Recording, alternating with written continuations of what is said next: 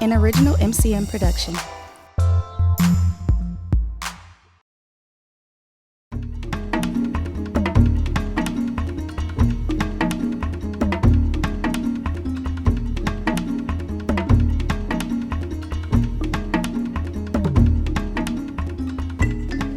SDC, as you well know when you read the paper, has undergone some significant changes. There have been a number of contract changes, employment changes, and the bottom line is we need this agency. Okay, not just the African American community, but Milwaukee as a whole needs this agency. And we've seen many agencies that did great work go under. So we felt that we should support SDC in its continuing efforts. Our first speaker will be my dear friend, Marvin Eccles, who is Assistant Dean at MATC. And Marv knows about all the agencies that ever existed, it seems like. Thank you.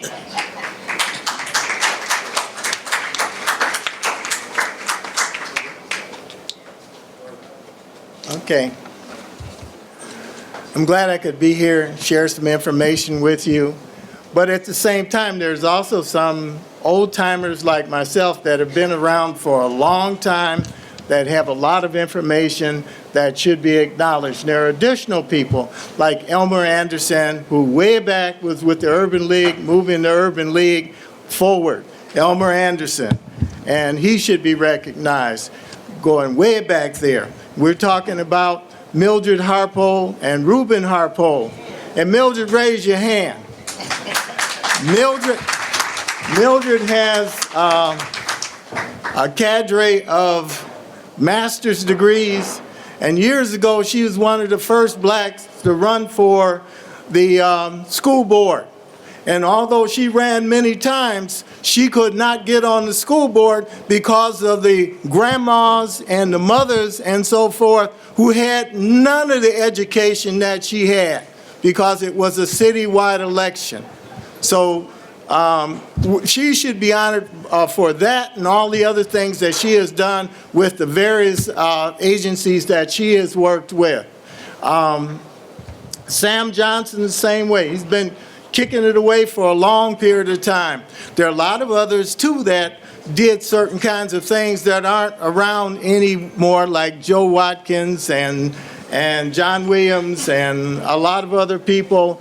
And also, Judge Stamper was doing things way back in 1973 when I was with OIC running training programs, and he was our legal backbone for a lot of the stuff that we were doing way back then.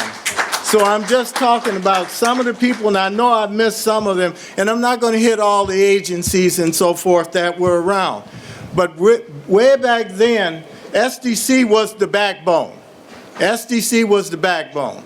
We're talking about Don Sykes, we're talking about Tony Majori, you're talking about George Gerhardt, who massed together the clout and the fortitude and the grantsmanship to put together a number of programs totaling between $25 and $50 million. And they held that whole thing together for many years. And there were programs coming in and going out. Is my understanding. I'm just supposed to talk about a few of the things that went on, but at the same time, what you have to realize is that back then, the reason why I think there was cohesion, because there was activity, and we had a lot of people that were participating in certain kinds of things. As an example, Triple O. Triple O back then essentially evolved because about over 30 organizations came together. Over 30 organizations came together to fight for justice, equality, and this, that, and the other. So Triple O was there, and Triple O had a conference on 6th and Walnut, and it was called the Black Convention, because over 800 black folks were there, and they put together a conference or social action and this, that, and the other. And also they pick people, and I was one of the 4 people they picked to run for the school board. And 4 of us ran for the school board. 2 of us got through the primary. I got 64,000 votes in the final, didn't get in, journal endorsement because of Norman Gill. But all the unions came out against us. All of the unions came out against us when we ran. And the main reason why is what you have to realize, we were asking for a seat at the table. And what you're really talking about is building contracts, paving contracts, all kinds of contracts. And because of the fact that they did not want us at the table, that's the reason why people like Mildred could not get on early. And then it was a citywide election, which means unless you got votes in the conservative crescent around the south side of the city, up the west side of the city, you could not get in. So there was all kind of politics and so forth going on. I'm going to cite some of the agencies, and not all the agencies, but some of the agencies. Over all the years, I've been dealing with boards and this, that, and the other, as well as dealing with professional development for over 27 years between the City of Milwaukee, MATC, and over 19 years dealing with education on all levels from let's say, junior high at Parkman when Andy Douglas opened Parkman up. And what you didn't know, what a lot of you didn't know, there was a state law. Andy Douglas had approximately 100 instructors there, but he could not hire any more than 19 instructors of color because of a state law. And that was with the state law, with whether you're talking about city employment, whether you're talking about public school employment, whether you're talking about fire and police. There was a state law saying that regardless of the demographics, the percentage of employees of color could not exceed 19%. That was on the board, on the books up to a few years ago, just telling you. So there are all kinds of things that were going on.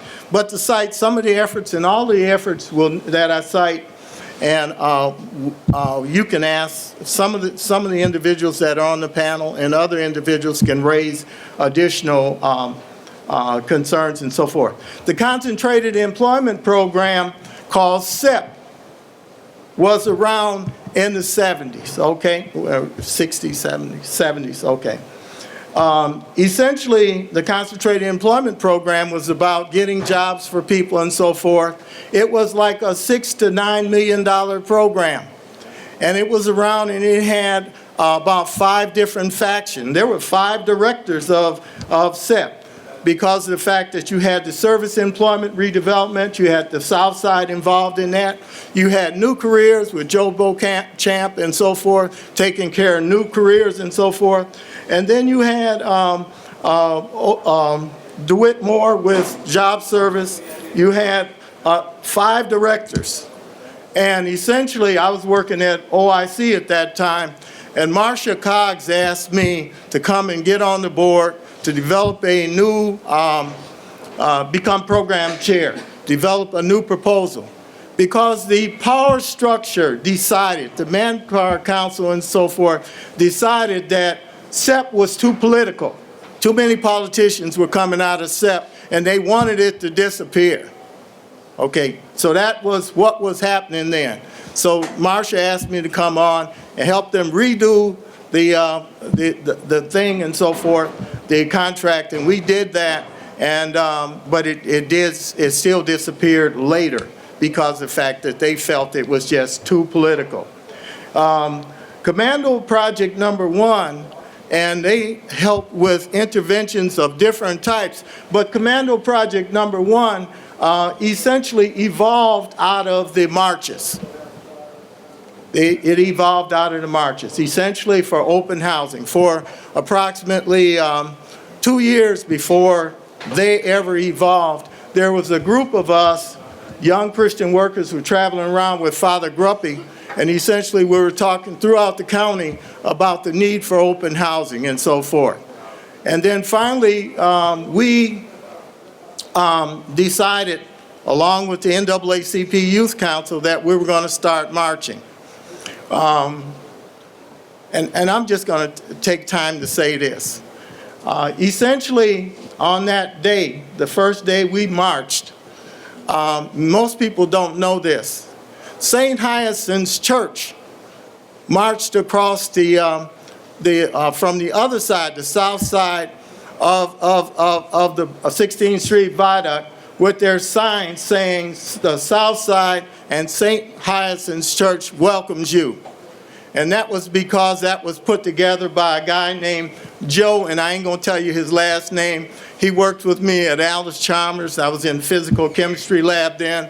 And Joe and St. Hyacinth's, and it won't take but a second to tell you that, St. Hyacinth's, what they wanted to do was they wanted to buy a house somewhere around 30-something in Oklahoma down there, and they wanted me and my family, I was married then, they were going to pay the down payment and certain payments, and they want me to help essentially integrate that part of the south side.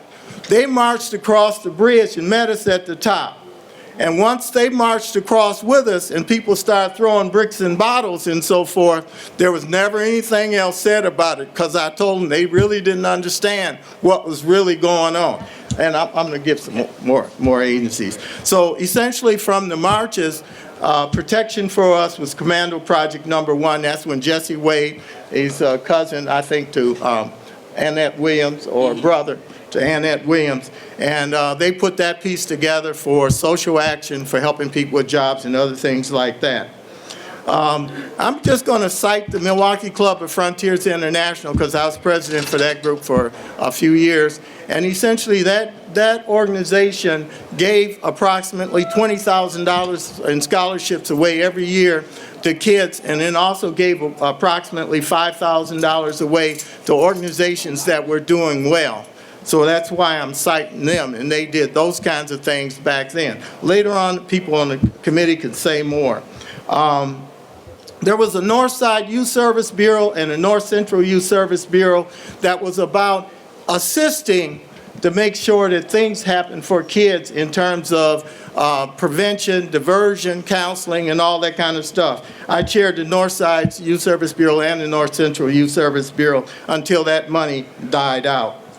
OIC, I think you know, through all the years up until the late 80s, was a benchmark for this community. Thousands of people, we had between 1,000 and 1,500 students at any time in the OIC program, and people were coming out on a regular basis, and essentially they were getting jobs. OIC went out because the power structure decided there was going to be no more community-based training. Am I talking too much? Yeah. Oh, okay. Well, they want to hear it.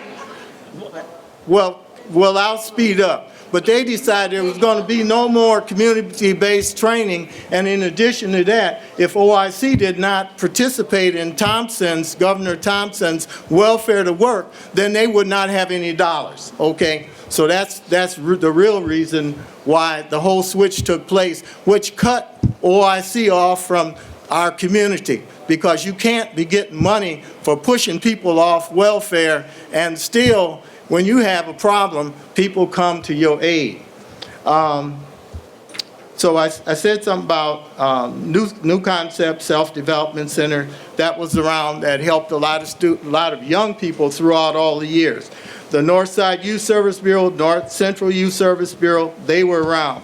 OIC, Triple O, as I said, came out of a mass meeting in the community and so forth, and lasted through, I'm forgetting the years, in the 70s, when Larry Harwell decided that he was going to move away from there and then get his degree and do even more work with Annette Polly Williams. But up until that time, we had, like I said, with the Black Invention, 800 people there, ran people for the school board and so forth, and that program did a lot of good. It was a situation where a lot of people came together to put that thing together.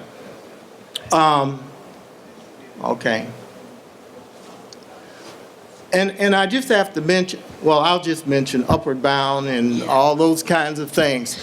Upward Bound, and at UWM, I was executive director of Upward Bound in UWM for several years. And I sent, in 3.5 years, I sent over 700 kids off to colleges and universities in 22 states. Essentially, although we couldn't have but 125 to 150 officially, anybody that came to us and their parents that came to us that wanted help, we helped them. And in that period of time, we helped that number of people go to colleges and universities in 22 states. Okay, and I want to mention one other thing, well, there are a number of other things, but the Wisconsin Council on Criminal Justice. I and another person, we were two blacks that represented people on that council. There's $40 million every year that we got, $40 million. Most of it went to police departments, but with that money, we helped to sponsor the Hilliard Clinic, the Capitol Drive Clinic, and a couple of other clinics to make sure that they had money. And because we needed prevention and diversion efforts, essentially we gave money to Washington Guyton, Real Brooks, and Universal Counseling, which became Career Youth, well, some of the other titles later on. So essentially, that money was there, $40 million every year, and we made sure that programs of color, regardless, got money. And my person back here is telling me to move on. Okay, so I have to leave this alone. I have a number of other agencies, We got a Q&A period. okay, okay. Thank you. I told you he knew everything about every organization, but what I'm prouder of is 3/4 of our board was involved in it all. But you see what can be done in the community when we come together? Do you see how many agencies we had? Do you see how much money we had to try to alleviate poverty? And we got to get behind SDC here. Most of those agencies are gone. So yes, this is a plea.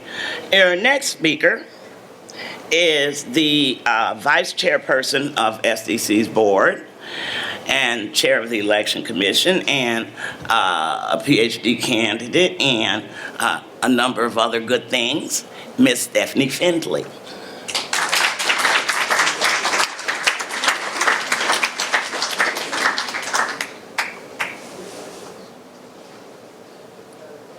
Good morning. It is an honor to be here this morning amongst you.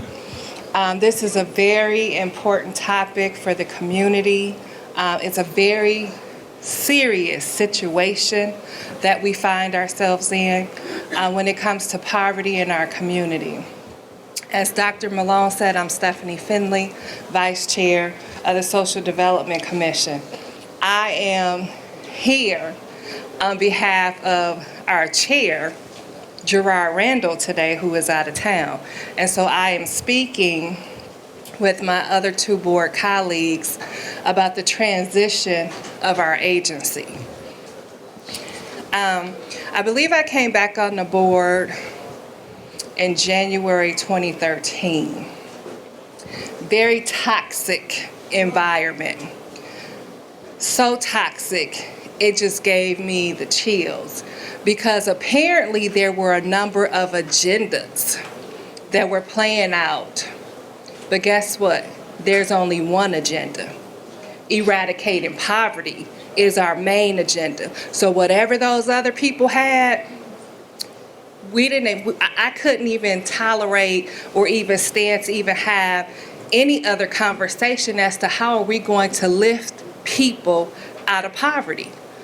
How are we going to get people jobs, find adequate housing where we don't have to worry about them, their kids growing up with lead, having to fight for their food with critters and rodents in their houses, having quality houses. Some of these houses in the city, they are not even fit to live in, and these landlords have gotten away with so much and leaving these people in poverty in the conditions that they are in.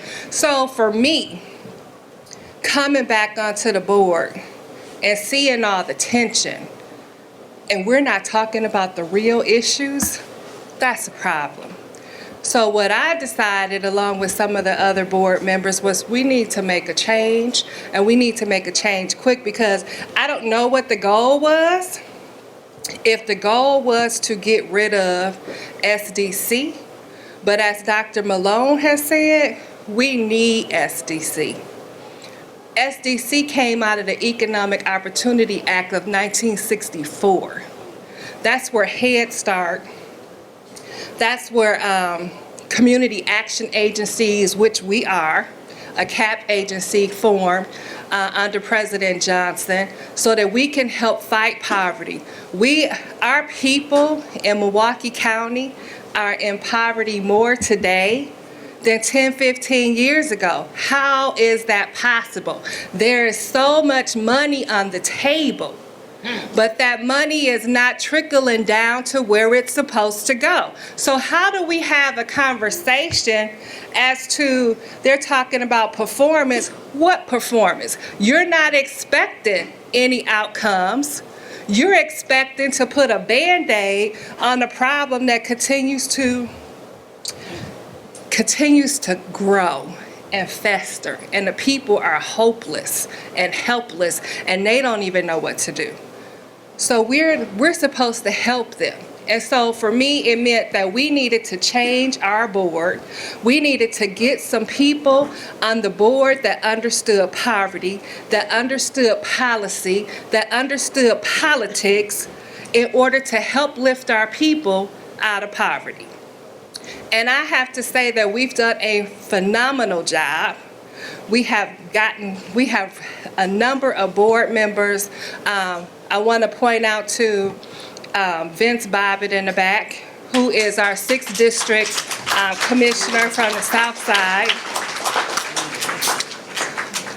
I believe we have 3 or 4 lawyers on our board, Vince being one of them. So we have assembled a team of commissioners who are some of the brightest in this county to help lift people out of poverty. But after we got the board straight, we needed a leader.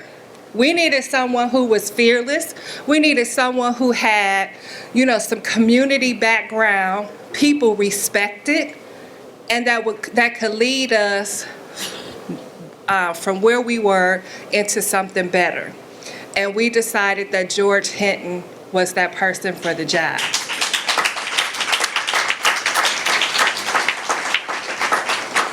And I can tell you the culture of the agency was very cutthroat. You can stick a knife in someone's back walking down the hallway. And one of the first tasks we gave to George was to make sure that he changed the culture of the agency.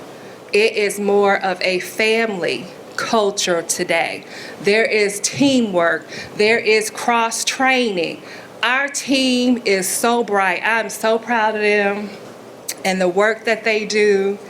They make us look good when we come out in public, but I'm honored to work with them. I want to shout out Brother McMurtry over here, who has assisted us. But not only that, I want to shout out our community stakeholders and partners. We have Dr. Eve Hall, the African American Chamber of Commerce of Wisconsin. That's who I represent sitting on the board. And some of the great work that we do, we have UWM, MATC, we have the Hispanic Chamber of Commerce. We have Interfaith. We have a number of organizations who have been stakeholders and partners with us for years. But as you know, as the funding gets tight, relationships change. And so we are in the process of building right now, building relationships with some of the newer people who are coming into positions that we need to work with in order to help continue to lift people out of poverty. We went through a strategic plan session, retreat, the end of last year. And out of that strategic planning retreat, we came out very strong. When I say very strong, I don't know if you read some of the work that we've done lately. We are not playing any games. We are definitely serious. We are calling people out. We are going to make you do your job. And if you do not want to do your job, you will be replaced. Because at this point, the people have suffered for too long. And part of the issues of why they suffered is because we have people who are in place who do not understand how to legislate policy to help lift people out of poverty. But guess what? That's our job, and we're gonna show you how to do it.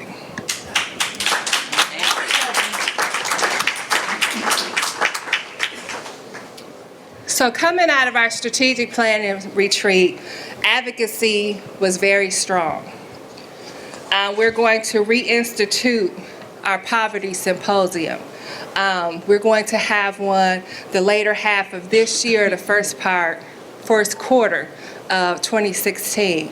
Man in the Mirror 360 will be the title of our poverty symposium. Because if we don't begin to look at ourselves and what we can do to help lift other people, we don't need to be anywhere talking about we're for the community. We need to probably go have several seats, as the young people say. And so the Poverty Symposium is important to us. We also have reinstituted our research and advocacy. We have a policy manager now. Her name is Diane Robinson. Give her a...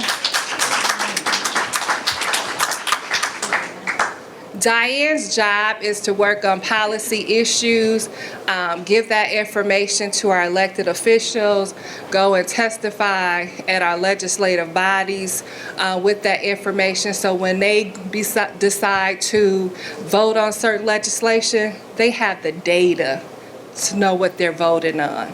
And so for me, it means that we came out in 2015 stronger. You've seen some of our battle with the county. We probably are not done with the county yet. It's not personal. It's about business. It's about taking care of the people who are in need to be taken care of, because guess what? They have been neglected for so long. It is about the neighborhoods. And I don't know about what they're talking about downtown, but when I ride through South Side, North Side, it's depressing.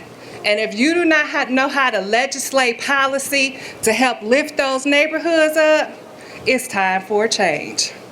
And I'm asking you to stand with SDC to help push some of these legislative agendas so that we can lift our people and our neighborhoods out of poverty. Thank you. Thank you. Thank you very much. I noticed that State Representative Kessler has graced us with his presence, but once a judge, always a judge. He knew I was going to say that. And I also want to announce, I won't make you stand up, but a number of my students are here. Okay, because they came to learn something. And then you introduced Commissioner Bobbitt, but I'd like to introduce his grandson, because that's really the important person in the room. Okay, and he's real nice. Yeah, he's a first. Okay, our next speaker will be a very accomplished person. I remember when I was in Mount Sinai Hospital, and Mr. Hinton was the administrator there, and they were about to put me out because I don't get along with people in the hospital. So I said, I'm gonna call George. So then I got service. He's got a lot of experience in administration, and SDC is very proud to have him. And so I'd like to introduce George Hinton, CEO of SDC.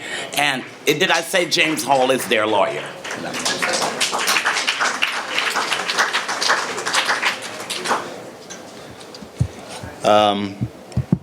Look, first of all, I want to really thank Community Brainstorming for having SDC here to really give a little update about how we're doing as an agency of this community. And I say that because as we went through our strategic planning process, we began to realize and appreciate the fact that our agency is here because our community wants it to be here, and it's here to do the work of our community. There is no other boss There is no other entity, there is no other power in this community other than God that dictates what SDC does. We do this in behalf of our community. So I'm extremely glad to be here, proud to be here, would love to come here often because we need to connect with our community, understand what its needs are, and then work with our community to try to address those needs, and that's what we're committed to do going forward. I am the CEO of SDC, but just briefly, I just want to, if you don't know me, I am from Milwaukee. I've been here through grade school, through MPS, MATC, UWM to get my bachelor's degree. I did go away to UAB to get my master's degree, came back to Milwaukee, been in healthcare for several years, worked at Children's Health Systems for quite a while at many leadership levels, worked at Aurora Healthcare, in healthcare, and was the president of Aurora Sinai Medical Center. It used to be Mount Sinai when I was a child. It was a Jewish hospital at that time. And one of the things that drove me, I'm going to say truthfully, drove me out of healthcare was the fact that we had too many people coming into the emergency room for healthcare who were so young, too young, to be as sick as they were. And the best thing we could do with the healthcare system that spends more money than anybody in the world was to put an emergency room together for them so we can patch them back up and send them back in the street just about as sick as they were before. That's appalling. So I said to myself through my transition, what should I do? I prayed about it a lot. Then I had the opportunity to be the interim of SDC. At that time, I was coming because I felt really strongly that we did not need to lose another agency that was perceived as a black agency in this community. And so I wanted to come with the skills that God had blessed me with to try to help to be that gap until somebody else came along. I will be quite honest, I wasn't quite sure what SDC was either. But while I was there doing the interim role, I began to study. I talked to James Hall about what SDC was intended to do when it was formed in 1965. And then I began to look at some of the great things it did over its history. And I kept saying, wow, this agency is a fantastic resource for our community. Then I began to look at what was going on just previous to me coming. Almost 2 years of interim leadership. Interesting arguments about SDC. I'm not going to sit here and blame anyone about what the intentions of those arguments might have been. But the results were that agency almost got tore apart from the inside out. And it was maimed through its fights in the media. Unjustifiably so towards the staff and the products that it was delivering, when in fact it was really a lot of action within the board's activity. But you know, my mom, I come from Milwaukee. A lot of ways, my story is about the same as anybody else. My father died when I was 12, my stepfather. Be quite honest, and I'm gonna be real quick, serious about this. I don't even know who my father is. But my stepfather died at 12, but he was shot in a bar. So that was before it was fashionable. To get shot. It gets shot in a bar. That, you know, this is Milwaukee the old, before that was fashionable. But it did take a devastating effect on our family. I was raised by my mother and my grandmother, who raised our family. And they did the very best they could to make sure we were educated and had the values that we needed to have to be successful. Didn't know it at the time. When Grandma used to line us up and say, it's your turn, that she was instilling the discipline of understanding that we couldn't do whatever we wanted to do. Well, I still was a knucklehead and ended up having to go into Marine Corps when I dropped out of school. And I was blessed with the opportunity to go to the Marine Corps. Lucky that the Vietnam War was just about ending, because I wasn't paying much attention. I just needed somewhere to go. So it could have been, I would have been going to the Vietnam War and probably not making it back here, because we had a lot of people come back from that war, just like we have a lot of veterans today coming back from a war with great needs.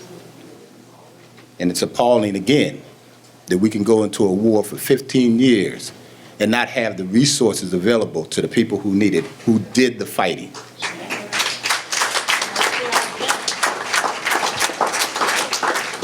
SDC created organizations to work with veterans then. We will work with our veteran organizations now to ensure that our veterans get what they deserve. Gone are the days when we have GI Bills where some people can't participate. We're going to make sure that that doesn't happen. I think what Stephanie said, or Commissioner Stephanie Findley said, was SDC's on the watch now. We're not going to be afraid, regardless of the dollars. This thing with energy assistance, I'm going to talk about it for a second, and then I want to move on, because I don't think God put us here. He put us here to remember our past, respect our past, and appreciate our past. And I learned that from the speaker from NAACP last night. It is in our DNA. I will not let that go. But I won't be afraid to talk about the fact that SDC had a past, a very rich past. It has been up and down in the eyes of the community. But you know what? It's still here. So what does that mean? It's a fighting organization. It takes a licking and keeps on ticking. It is not going to stop doing what it's supposed to do. And all the prayers somebody had built a great board for it to keep on doing what it needs to do. SDC, for me, has become an agency to allow me to fulfill that need to give back, not to the community, but to give back to my children. To give back the love that my grandmother and my mother gave to me. To give back to the people who took the time to work with me when I was a very, very young person and tell me, you know what? You can be anything you want to be, regardless of what you've done. We've got a community in crisis. If you look at all the statistics, it's appalling. I was at a conference with other CAP agencies. No one could beat Milwaukee in terms of the need for poverty, the need for addressing poverty. No one. We have some really tough rural areas that are struggling as well. But from an urban setting, we kind of right up there with the big boys. I remember when I went away to the Marine Corps and came back, and people used to say Milwaukee was a crime city. And I was like, really? You ain't been to Philly. You ain't been to Baltimore. But you know what? That ain't the way it is today, because we are Baltimore. And if we think that the issues that created this, the turmoil in Baltimore can't happen here, keep on sitting on our hands or sitting on our past accomplishments and these responses that just put a Band-Aid on a bleeding or a bleed out, because that's basically what's happening. Energy. We had energy assistance for 40 years, almost 40 years. It provided a subsidy to help people not get their energy cut off. Now I say it provided a subsidy so people would not get their energy cut off, because in fact, it didn't go to the people, it went to the energy company. Let's be real clear what energy assistance is. It helps people live through poverty. It does not help people move out of poverty. Now, SDC was proud to provide that service because people need it. And we're here to support those agencies that have that product now, that service now, because people need to not have their energy cut off. But we need to stop having people need to have energy assistance. That's what we should be doing. This is the cycle of energy assistance, just like a cycle of poverty. It just goes on and on and on. And just like we see people lining up for energy assistance, we have energies lining up to make sure they get their subsidy.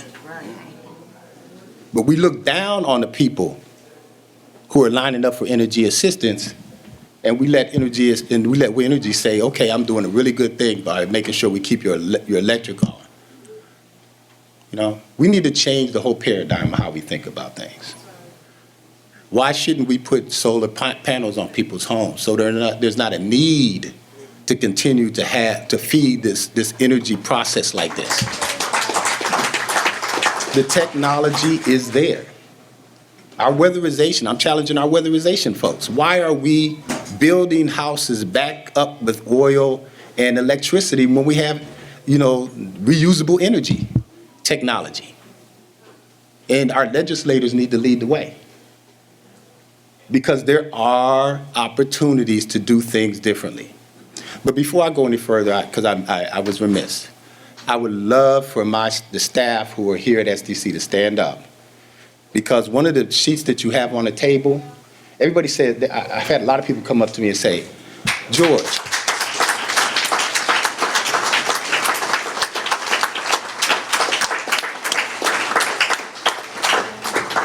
is SDC okay? Yes. You lost a big program. Did it hurt you? Yes.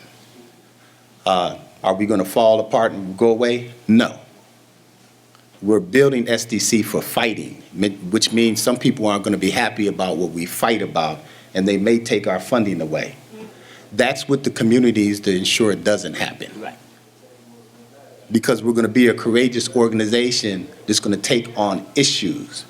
We're going to be unafraid to speak to things that need to be talked about. How do you have a community that is surrounded by the richest counties in the state and then build jobs in places where there's no labor and say that's okay?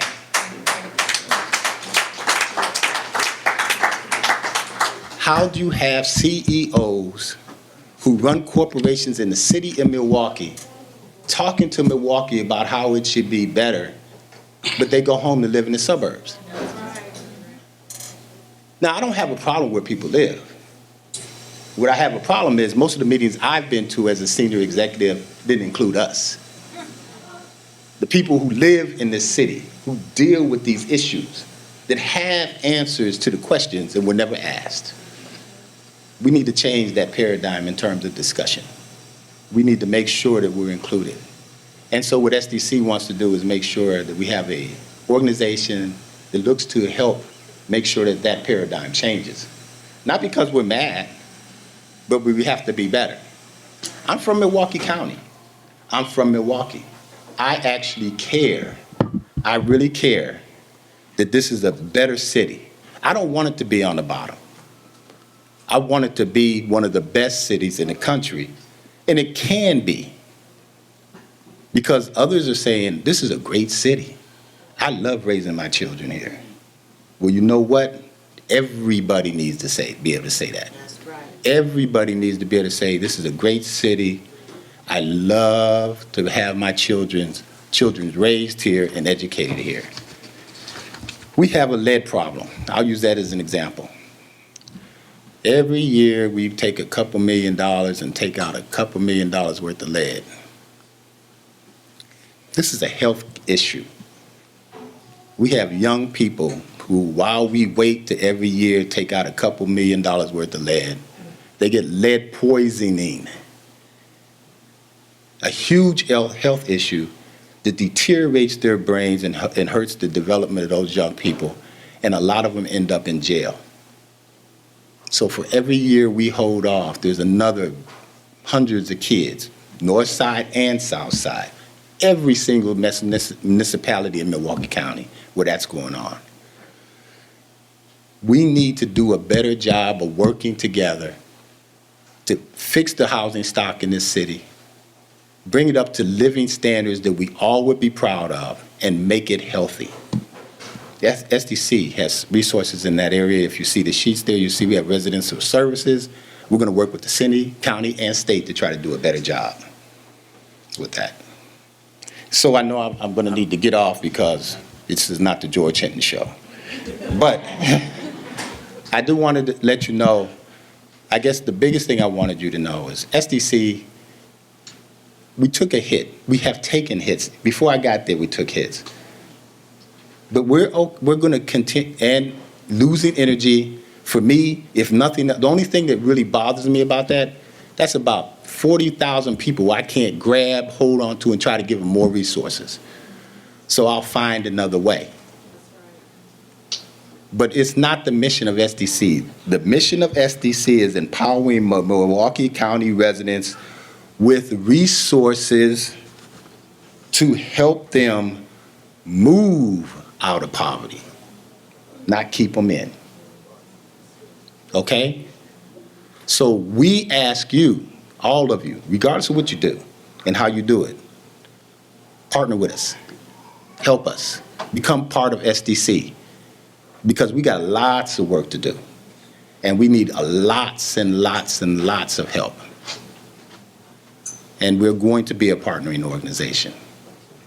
I'll be part of the panel for any discussions one might have or any questions people might have, but thank you so much. We do want to leave room for Q&A, but interestingly enough, Mr. Hinton mentioned veterans, and I remember working with Vets Place Central and what was done for homeless veterans. And our next speaker is not only an executive committee member of the Community Brainstorming Conference, but she is, somebody took my cheat sheet, here it is, but, well, I already know her, she is my good friend, but she is also the commissioner, the elected community commissioner for District 4, and a 20-year retired veteran, Ms. Vienna Jordan.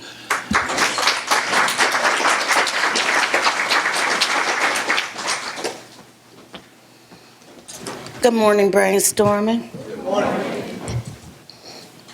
I would first like to say thank you for allowing me to address you, but I would like to define poverty.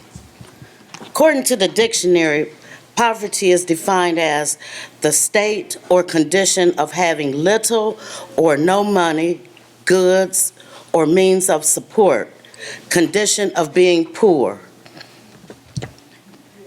I'm born and raised here in Milwaukee. I come from a family of 13 children.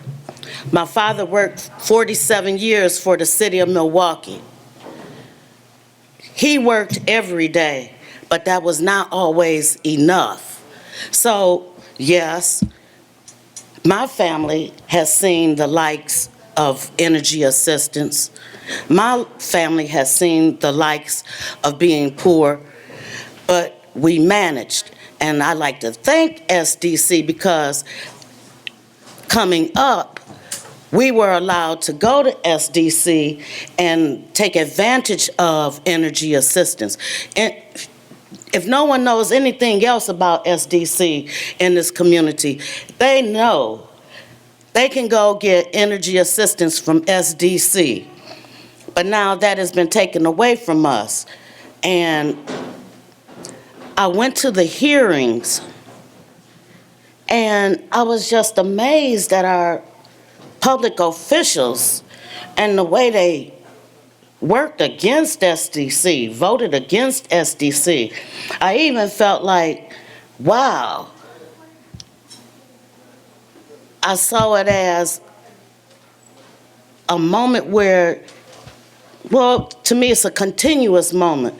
It seems that poverty is in Black communities, in brown communities, in Asian communities, white communities, but it seemed like there was an effort to pit Black against brown because you have these agencies, UMOs, community advocates, SDC, competing for these same dollars. You have an organization who has been, we taught everybody else how to do energy assistance, and then all of a sudden it was snatched from us.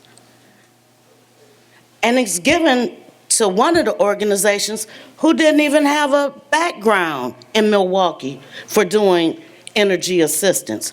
So I'm saying like, what's really going on here? Is there like, are we going to take all the resources from the north side where we know poverty exists and divert them to the south side? Yeah. That seems to be the pattern. And knowing what poverty is and seeing it every day, I look at the changes that have come along. Mind you, I did 20 years in the military, so I used to come home on leave. Well, first in the military, I brag about Milwaukee, like, hey, this is my city, Brew City. And, you know, we got the Summerfest, we got this. And, you know, I love Milwaukee. Public schools in Milwaukee were to be, nowhere across the country did we have the educational system that Milwaukee had once upon a time. Now, and even during my tour in the military, I came home and I just saw the deterioration of Milwaukee. And it's like it's just been going downhill since.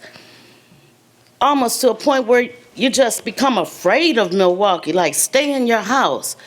And I look at what's being said. They say, oh, they don't want to work. They want to remain in this condition. Believe me, no one wants to be poor. And how dare people sit up here and say, well, what's the problem with Milwaukee? What's the problem with the north side? We all understand. If you don't have jobs, proper education, and see, I'm a product of Catholic schools, and those nuns used to beating you, like, get that ruler out and let you know. How are you going to go to college if you act like this? And you know, this seems to be the same mindset that is taught to our children. Education, to me, is the great equalizer. So where did we allow this to happen, where kids are graduating from high school on a 7th grade level? That is an equalizer. Why are we not more on this? I just can't blame the government. I have to put blame where it lies. If it were up to me, I have a task force, and every time the kids miss school, I would have to knock at your door. Because at least with the education, you may not be rich, but wow, can you make a darn good decision? And that's what life is about, making decisions, whether strategically it was the best decision or the worst. But you have to be able to make that decision and learn and keep growing.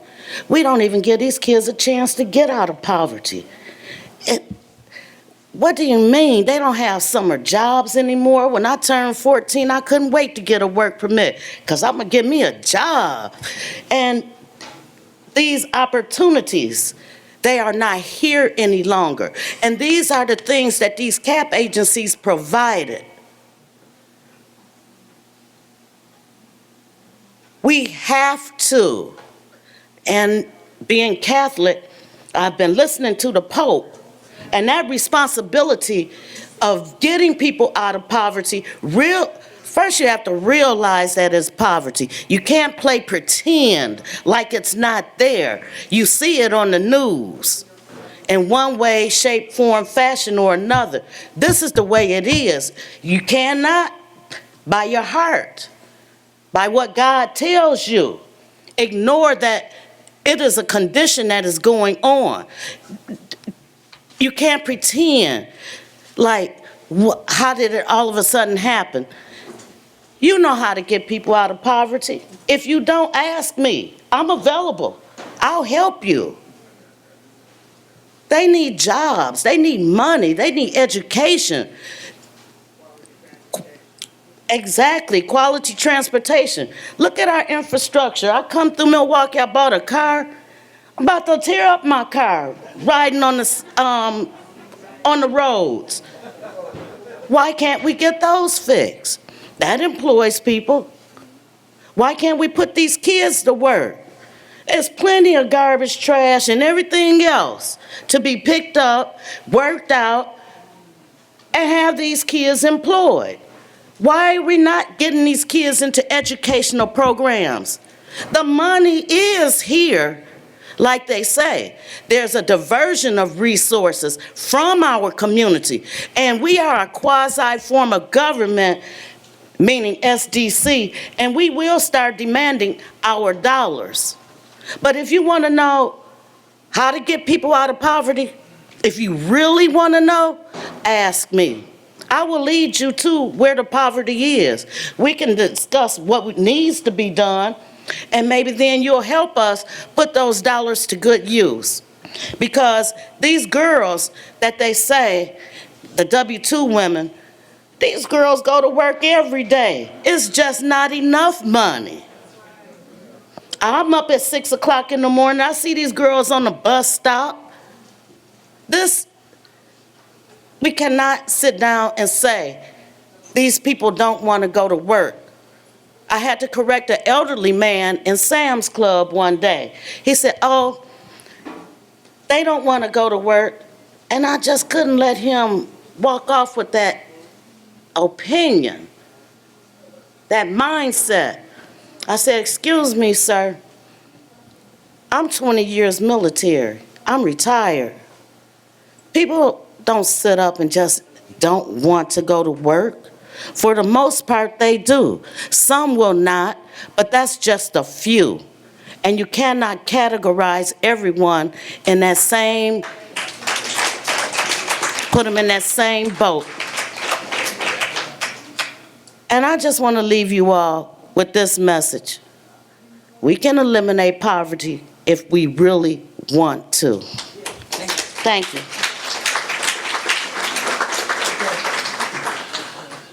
The reason she's up at 6 in the morning was because I called her. I have to get my talk on before I go teach. Our final speaker, and yes, I'm going to rush you, Delta. And I may even have you singing at the James Baker Award free. Hello? Hi, Abra.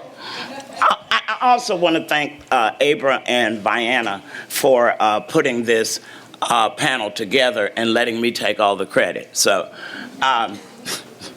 Delta, you can sing a little bit so I can hear you, but Mr. Delta Triplett is our commissioner from the elected, right? Elected commissioner from the 2nd District. Good morning, Mr. Triplett.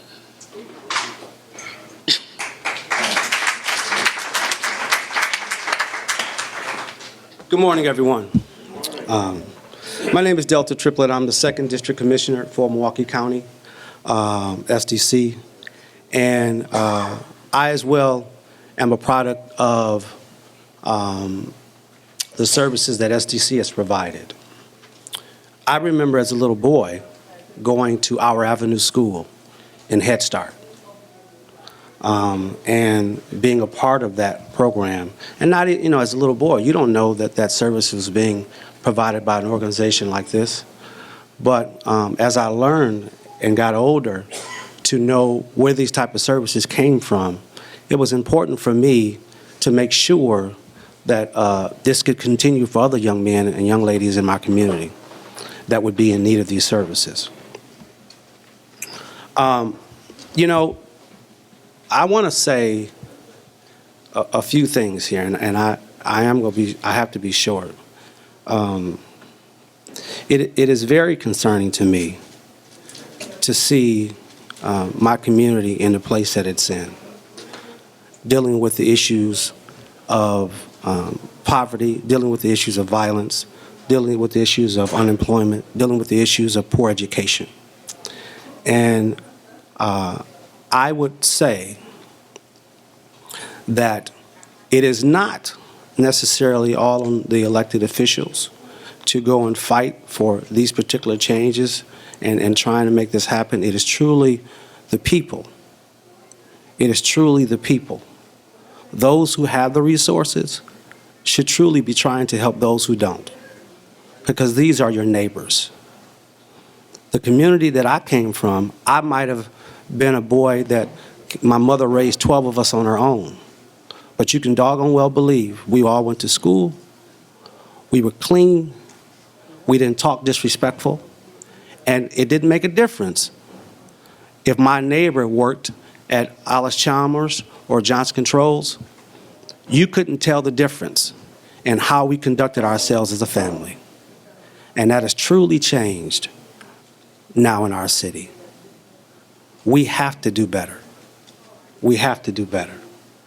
I'm going to say this to some of the elected officials. I don't like seeing you when it's time for you to run for office.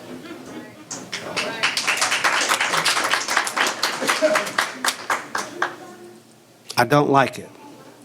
If you are committed to this community, then you be committed to the community from the onset. Then you show up at the issues. When we have these things that deal with what STC has been going through, be there for that time.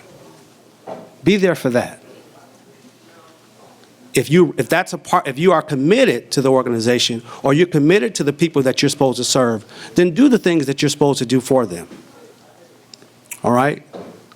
The other thing that I want to say is this, is that my mother, who now has been stricken with dementia,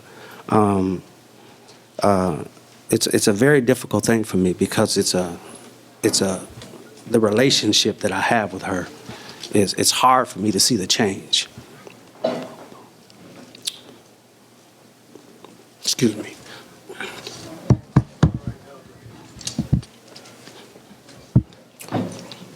But my mother sent me to school, and she sent me to Whitefish Bay as a little boy through chapter 220. She sent me as the first child to go on that bus. As a little first grader, I went. And when I graduated in 1988, I became the first African American to go from 1st to 12th grade in Whitefish Bay schools. I am walking history. I am what it can be. It doesn't mean that I'm not saying that our children can't get a great education in MPS. But I can tell you, I took the time to come back and teach in my schools in the inner city. And I taught my children that you are the best. I'm not going to let you get by. You will do what you're supposed to do. You will be respectful. You will do the work. And I'm proud to say that many of these young men and young ladies that I see now, they still address me as Mr. Triplett, and the first thing they say is, Mr. Triplett, I did what you told me to do. I went to school. So understand that this is real, that this is our community. And it's a commitment that we all have to make. It isn't a black and white. It isn't Hispanic black. It isn't an Asian white black. It isn't any of that. It's a people. We are God's people.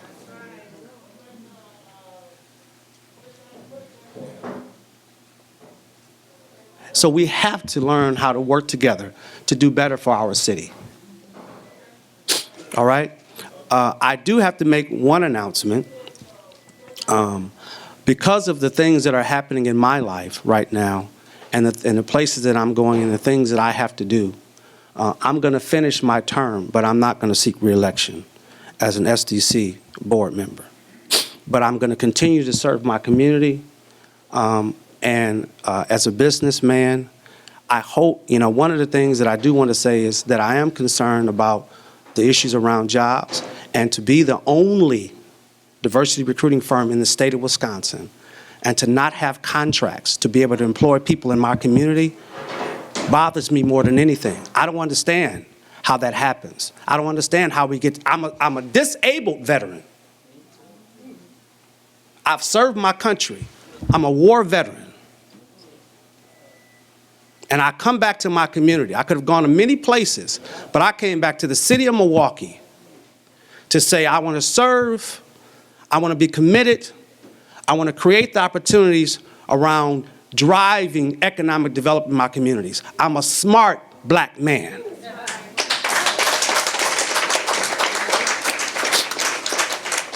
And I want to help. And I'm a businessman that understands how to get things done in my own community and the other communities. My baby girl that's a senior at UW-Madison now says to me, Daddy, you need to write a book. She said, what would you call it? I said, The Other Side of the Fence. Okay. So I'm asking for you, if you are committed to making things happen, support the business in these communities that really can employ people. If you want change, you have to drive that. You can't, the government is not always going to do it. You got to spend money with the people that's trying to employ people in our community so they can keep money here and grow it. And you elected officials, go fight for the contracts. So if you're really committed to the people that's in your community, then bring the contracts here. Bring them.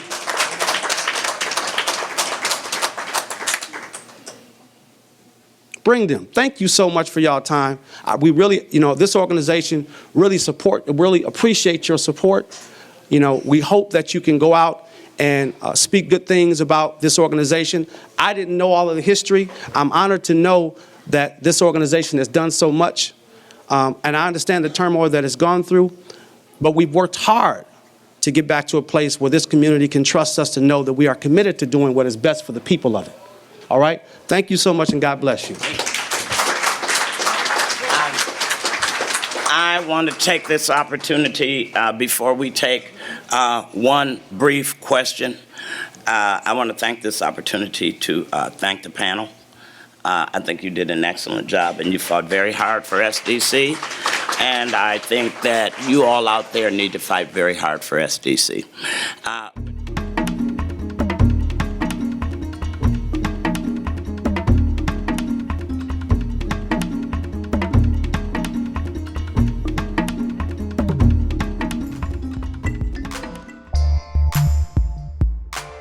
An MCM production.